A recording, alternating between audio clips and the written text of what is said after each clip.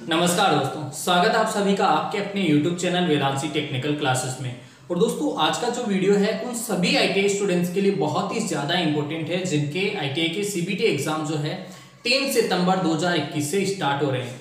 आज की इस वीडियो में दोस्तों हम लोग जानेंगे कि जो ITI के CBT एग्जाम 3 सितंबर 2021 से स्टार्ट हो रहे हैं उन एग्जाम से हम ऐसी कौन कौन सी बातें हैं जिनकी सावधानी रखें ताकि आप लोगों का जो CBT एग्जाम है वो प्रॉपर तरीके से और अच्छे तरीके से हो पाए। तो दोस्तों सबसे पहले तो देखो यार, सबसे पहले तो आप लोगों को जो है ITI CBT एग्जाम्स की कोई टेंशन नहीं लेनी है, ठीक है। बिल्कुल रिलैक्स रहना है, बिल्कुल कूल रहना है।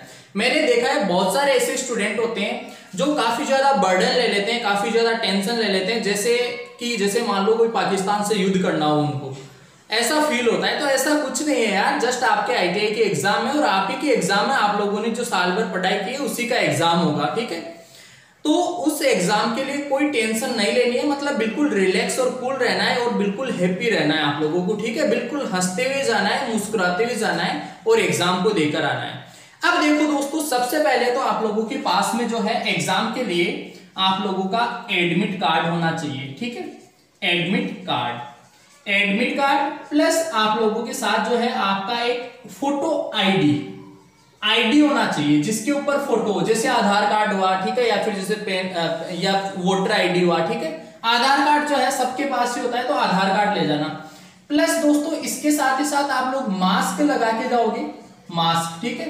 इसके अलावा आप लोगों के पास में पेन भी होना चाहिए दोस्तों। पेन जो है आप लोग जो रफ कार्य करोगे, पेपर के क्वेश्चन आंसर को सिंप्लीफाई करोगे, तो उसके लिए रफ कार्य के लिए आप लोगों के पास सिर्फ पेन होना चाहिए। रफ पेपर जो है आप लोगों को एग्जाम सेंटर पर ही मिलेगा।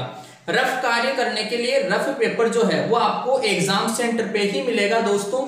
पिछली बार बहुत सारे मैक्सिमम स्टूडेंट्स ने ये गलती की थी कि उन्होंने रफ पेपर की डिमांड ही नहीं की, मतलब रफ पेपर की मांग ही नहीं की। उन्होंने क्या है, सारे के सारे क्वेश्चन ऐसे ही कर लिए और ऐसे ही वहां पे जो है ऑप्शन जो है टिक करके आ गए। तो दोस्तों यदि आप लोगों को लगे कि आप लोगों को रफ पेज की जरूरत है तो आप लोग डिमांड कर सकते हो, 100% है आपको एग्जाम सेंटर पे से जो है एक रफ पेपर ब्लैंक पेज होगा वो आपको मिलेगा। पेन आपके पास रहेगा, स्क्रीन पे जो है आपके क्वेश्चन रहेगा, उसको देख के आप लोग उसका सिंप्लीफाई पहले जो है रफ पेज में कर सकते हो, उसके बाद में आप लोग ऑप्शन को टिक कर सकते हो, ठीक है। तो ये सारी चीजें तो आप लोगों को साथ लेके जानी है। इसके अलावा और कोई चीज की आपको विशेषकर जरूरत नहीं पड़ेगी। सैनिटाइजर वगैरह ऐसी कोई चीजों की जरूरत नहीं है। कैलकुलेटर वगैरह की भी जरूरत नहीं है, आपको घड़ी वगैरह की भी जरूरत नहीं है। ऑनलाइन एग्जाम होगा, पूरा का पूरा टाइम जो है उसके अंदर सब कुछ गिवन रहता है, ठीक है। अब इसके बाद में दोस्तों जब आप लोग सबसे पहले जब आप सिस्टम पे बैठ जाओगे, आपका जो कंप्यूटर सिस्टम है उस सिस्टम के ऊपर बैठ जाओगे, तो बैठने के बाद में देखो आपको, जैसे आप सोचोगे सर मैं मेरा पेपर कैसे वहां पे ओपन करूंगा, तो इस काम की आपको कोई टेंशन नहीं लेनी। आपके वहां पे क्या होगा, एक ऑपरेटर होगा जो आपको पूरा का पूरा सिस्टम ओपन करके देंगे। वहां पे सर होंगे पर्टिकुलर और पूरी क्लास में प्रत्येक बच्चे के जो है सिस्टम उसको ओपन करके देंगे। वो हो सकता है कुछ कॉमन आईडी जो है सेंटर की हो, कुछ कॉमन पासवर्ड हो जो आप लोगों को हो सकता है एक साथ बता दें, बट 100% है आपके सिस्टम को पूरा का पूरा ओपन किया जाएगा, पूरी डिटेल्स आपको बताई जाएगी। तो जो सिस्टम ओपन होगा, सिस्टम को ओपन करने की कोई टेंशन नहीं लेनी है, पूरा का पूरा गाइडेंस आपको वहां पे मिलेगा, ठीक है। तो आप आराम से जो है वहां पे सिस्टम को ओपन कर लोगे। उसके बाद में आपके नाम और रोल नंबर वगैरह उसमें चढ़ाने होंगे, ठीक है। तो वो सारी चीजें आप लोगों को बिल्कुल फेयरली जो है वहां पे ऑलरेडी पूरी की पूरी कंप्लीट डिटेल्स जो है अच्छे से मिल जाएगी। अब देखो दोस्तों, जब आप सिस्टम पे बैठ जाओगे, ओपन हो जाएगा, तो उसके बाद में आपका पेपर आपको दिखेगा, ठीक है। कुछ इंस्ट्रक्शंस भी होंगे, इंस्ट्रक्शंस जो है आप लोग पढ़ सको तो पढ़ लेना, अदरवाइज आपका पेपर मिलेगा, ठीक है। अब पेपर के अंदर समझना दोस्तों, पिछली बार भी बहुत सारे स्टूडेंट्स ने मेन गलती तो यहीं पे कर दी। जो पेपर है उसमें सब्जेक्ट वाइज आप लोगों को पता होना चाहिए, सब्जेक्ट्स कौन कौन से सब्जेक्ट है। जैसे मान लो पहला है थ्योरी सब्जेक्ट, तो 100% है पहले क्वेश्चंस जो है, आप चाहे से फर्स्ट ईयर के कैंडिडेट्स हो या फिर सेकेंड ईयर के, सबसे पहले आपको थ्योरी के क्वेश्चंस मिलेंगे यदि आप फर्स्ट टाइम एग्जाम दे रही हो तो, ठीक है। अदरवाइज किसी के सप्लीमेंट्री है, किसी पर्टिकुलर किसी एक ही सब्जेक्ट में सप्लीमेंट्री बेक एग्जाम है तो उसका सिर्फ उसी सब्जेक्ट का पेपर लगेगा।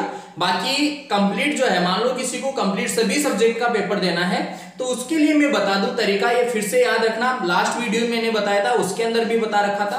आपको ये पता होना चाहिए कि सबसे पहले थ्योरी के क्वेश्चंस आएंगे, उसके बाद में आपके works of calculation and science के क्वेश्चन आएंगे, और उसके बाद में आप लोगों को जो है एम्प्लॉयबिलिटी स्किल के मिलेंगे। यदि फर्स्ट ईयर के हो तो ये तीनों मिलेंगे फर्स्ट ईयर में, ठीक है, फर्स्ट ईयर में। और सेकेंड ईयर के लिए जो है केवल ये 2 ही जो है सब्जेक्ट के क्वेश्चंस आपको मिलेंगे, ये सेकेंड ईयर का है, ठीक है।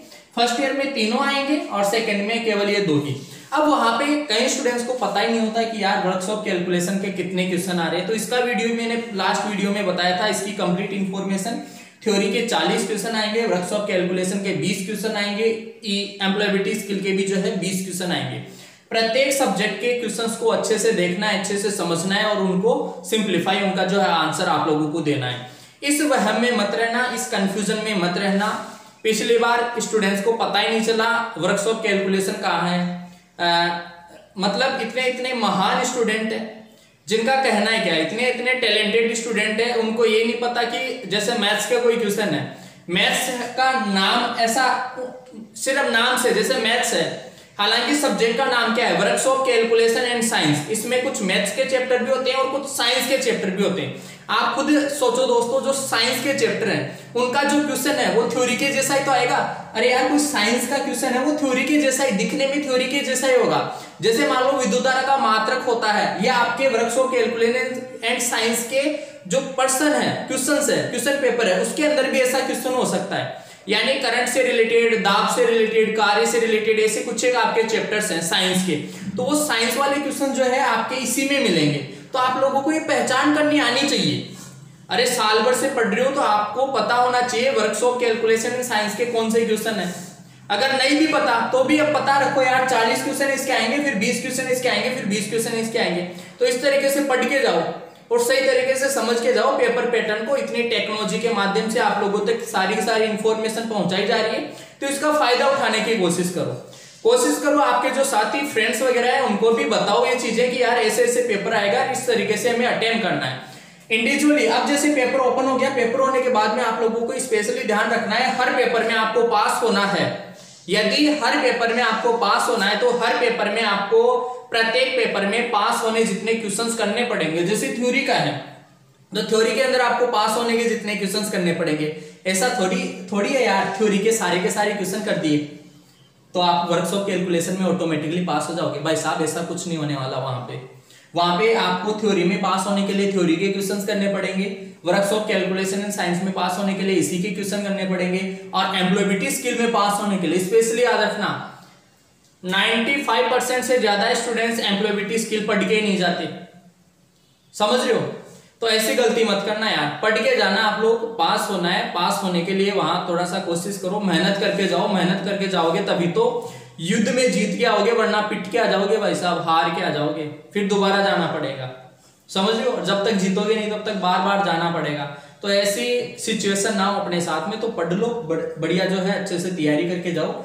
एम्प्लॉयबिलिटी स्किल के 20 क्वेश्चन मिलेंगे, उसमें भी पासिंग मार्क्स लाना बहुत जरूरी है, ठीक है। अब कॉपी जो चेक होगी वो तो अपने हिसाब से हो जाएगी, ठीक है। कोरोना की वजह से क्या है, क्वेश्चंस कम आ रहे हैं, लेकिन फिर से वो नॉर्मलाइजेशन हो रहा है उनका, उस हिसाब से रिजल्ट जारी हो रहा है। बाकी कोरोना की वजह से अभी जो एग्जाम लगेंगे उनमें यही शेड्यूल रहेगा, यही पेपर पैटर्न रहेगा, 40 क्वेश्चन 20 क्वेश्चन 20 क्वेश्चन, ठीक है।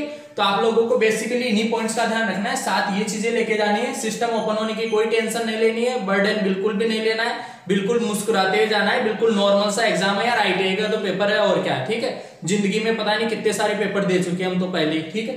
तो कोई टेंशन वाली बात नहीं है, कोई टेंशन नहीं लेना। उसके बाद में पेपर का आपको पता होना चाहिए कि कैसा पेपर जो फॉर्मेट है पेपर का, वो कैसा फॉर्मेट है, कैसा पैटर्न है, कौन से सब्जेक्ट में से कितने क्वेश्चन आएंगे। तो ये 2-3 चीजें यदि आपको पता होगी तो बिल्कुल रिलैक्स होकर आप अच्छे से क्वेश्चन को अटेम्प्ट कर पाओगे। प्लस उसके बाद में आपको तैयारी बहुत ज्यादा जरूरी है दोस्तों, यदि तैयारी होगी तो ही आप हर सब्जेक्ट के क्वेश्चन अटेम्प्ट कर पाओगे। तो ठीक है दोस्तों, आज की इस वीडियो में इतना ही, मिलेंगे आपसे नेक्स्ट वीडियो में। इसी प्रकार की आईटीआई से रिलेटेड बहुत ही शानदार और बढ़िया बढ़िया इंफॉर्मेशन लगातार प्राप्त करने के लिए जो है आप लोग इस यूट्यूब चैनल को सब्सक्राइब कर सकते हो और साथ ही साथ बेल आइकन को भी प्रेस करें ताकि जो भी वीडियो जो भी अपडेट हम आप लोगों के लिए लेकर आए उसका तुरंत नोटिफिकेशन आप लोगों तक पहुंच सके। तो ठीक है दोस्तों, मिलेंगे आपसे नेक्स्ट वीडियो में, तब तक के लिए बहुत बहुत धन्यवाद।